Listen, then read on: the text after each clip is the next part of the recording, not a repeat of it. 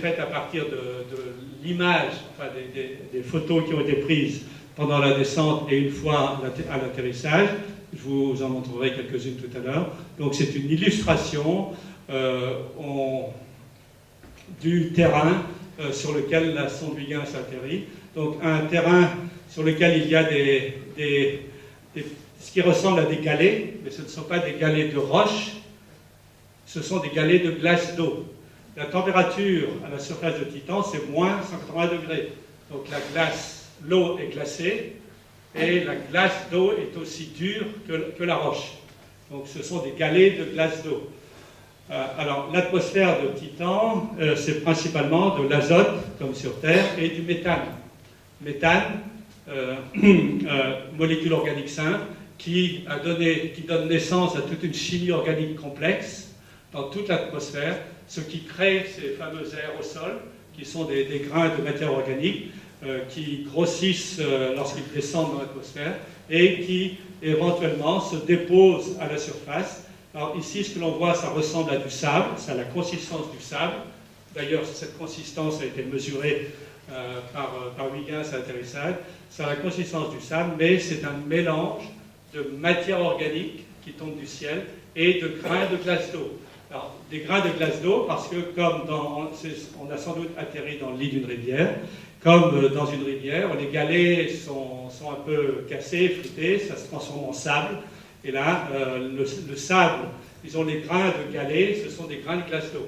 Et c'est cette matière, ce mélange de grains de glace d'eau et de matière organique qui forme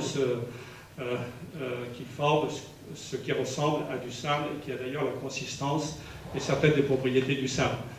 Et la pression à la surface de Titan est de 1,5 bar, c'est-à-dire une fois et demie la pression atmosphérique. Donc l'atmosphère de Titan est très dense, et comme la gravité de Titan est plus faible que celle, environ 1/6 de celle sur Terre, l'atmosphère est très très épaisse. Elle fait plus de 1000 km d'épaisseur. Donc atmosphère dense, pression forte et une grande épaisseur d'atmosphère. Alors, le 14 janvier 2005, le jour d'atterrissage de Huygens à la surface de Titan, c'est, je pense, vraiment une date historique dans l'exploration spatiale. C'est l'atterrissage le plus lointain dans le système solaire, le plus lointain qui a été tenté et réussi. Et enfin, c'est le premier atterrissage sur une autre lune que la nôtre. Il y a eu beaucoup d'atterrissages, y compris des vols habités sur notre lune, mais l'atterrissage sur Titan, sur la lune de Saturne, est le premier atterrissage sur une autre lune que la nôtre. Alors, quelques images qui ont été prises par Huygens, qui ont été assemblées sous forme de panorama.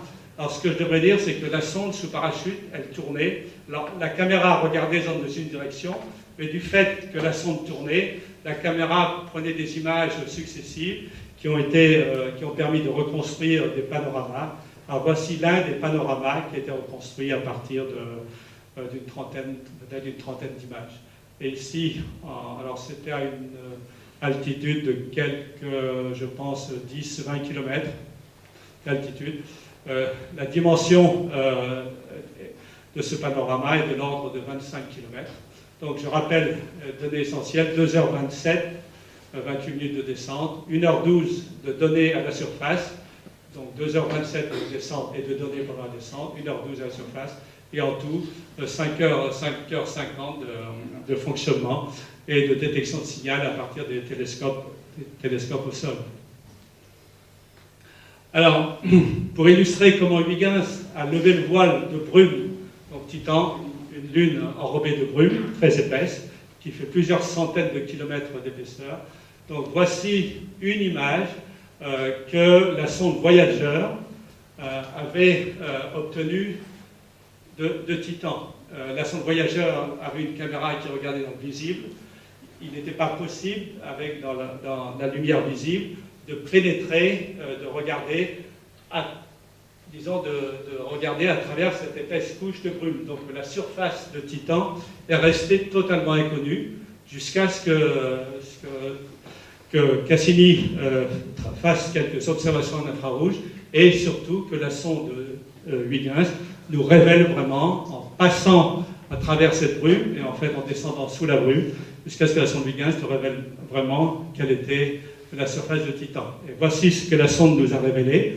Alors ici, ce sont quelques images reconstruites à partir d'un certain nombre d'images à plusieurs altitudes. Alors je crois qu'ici, c'est environ 50 km, et à 50 km, on commençait à voir un peu la surface. Et plus on descend, plus on voit la surface se dessiner dans l'œil de la caméra. Et on illustre ici la dernière altitude, je crois, c'est de l'ordre de 5 ou 6 km. On voit la surface de Titan telle qu'elle s'est révélée pendant la descente à la caméra de Huygens. Alors, nous... bon, ce sont des images un peu trafiquées, mais on voit ici... où est-ce qu'on voit le mieux? On peut peut-être ici. On voit ici... Donc, Huygens s'est posé dans ce qu'on pense être un lit de rivière, ou peut-être un petit lac. Et il y a une colline, ici, qui forme la zone côtière, que Huygens a survolée. Alors, ce sont des collines de glace d'eau. Encore une fois, à la surface de Titan, ce n'est pas de la roche, c'est de la glace d'eau. Donc c'est une colline de glace d'eau qui faisait quelques centaines de mètres d'altitude. Et il y a un réseau de rivières, il y en a deux en fait, il y en a un ici, que l'on voit apparaître ici. Voici une image à relativement haute définition. On voit ce réseau de rivières. Donc ceci c'est un zoom sur cette partie-là, ce réseau de rivières très complexe qui se jette dans ce qui est soit un lit, le lit d'une rivière ou le lit d'un petit lac. Donc il y a un réseau fluvial à la surface de Titan. Alors réseau fluvial, ce n'est pas de l'eau, l'eau est il fait trop froid pour que l'eau soit liquide. Ce réseau de rivières a charrié du méthane liquide, du méthane de l'éthane. Donc ce sont des hydrocarbures. Le méthane est encore liquide aux températures à la surface de Titan. Donc l'activité fluviale dans ces rivières, et je le montrerai plus tard dans les lacs, elle est due à la présence de méthane et d'éthane, un mélange de méthane et d'éthane liquide. Donc sur Titan, le méthane joue le rôle que l'eau joue sur Terre. Il y a une activité fluviale, il pleut du méthane, il y a des évaporations de méthane, il y a tout un cycle que l'on dit hydrologique, mais ce n'est pas avec de l'eau, c'est du méthane. Donc sur Titan, nous avons un laboratoire pour étudier une météorologie très semblable à celle sur Terre, qui se déroule avec des ingrédients très différents.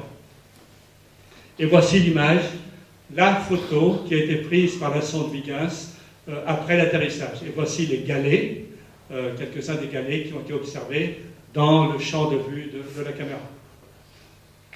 Et une autre observation intéressante, donc la sonde s'est posée, l'analyseur de gaz a fait un certain nombre de mesures pendant la descente, et il a réussi à faire une mesure absolument exceptionnelle à la surface. Il a réussi à, je ne dirais pas prélever, mais il a réussi à renifler en quelque sorte la matière qui était sur laquelle la sonde s'est posée, et il a détecté un certain nombre de composés qui n'étaient pas dans l'atmosphère. Dans l'atmosphère, on a principalement détecté de l'azote, du méthane, de l'hydrogène, et peut-être un peu d'argon, peut-être aussi un peu d'éthane, mais le gaz carbonique, le C2N2, alors c'est du cyanogène, le C2N2, peut-être du benzène, et une augmentation, je crois, importante du pic d'argon, et peut-être d'autres composés qui sont à la limite de détection dans le bruit. Et en fait, ce dont on s'est aperçu, c'est que la surface de Titan, la composition de la surface de Titan était bien plus riche que l'atmosphère elle-même. Donc c'est une indication très importante qu'on est en train d'analyser, et clairement, on retournera un jour sur Titan, on mettra l'accent non plus pour l'analyse in situ de l'atmosphère, mais on se posera à la surface de Titan et on analysera la composition de la matière. Et il faudra bien sûr y retourner avec des instruments plus sensibles et qui permettront de faire une analyse beaucoup plus complexe de la matière organique qui se trouve à la surface du Titan. Alors, voici à l'échelle, les dimensions des galets, quelques centimètres. Alors, ici, c'est la distance par rapport à la sonde. Donc, on a observé sur plusieurs mètres. Et le paysage, en fait, l'horizon s'étend au-delà sur environ, je crois, 1 kilomètre à peu près. Donc, c'était une vue du paysage de Titan tel que la sonde, la caméra de Huygens l'a vu dans son objectif. Alors, on n'a pas donné de nom. Alors ça, c'est une habitude assez américaine. Sur Mars, ceux qui suivent l'exploration de Mars, on donne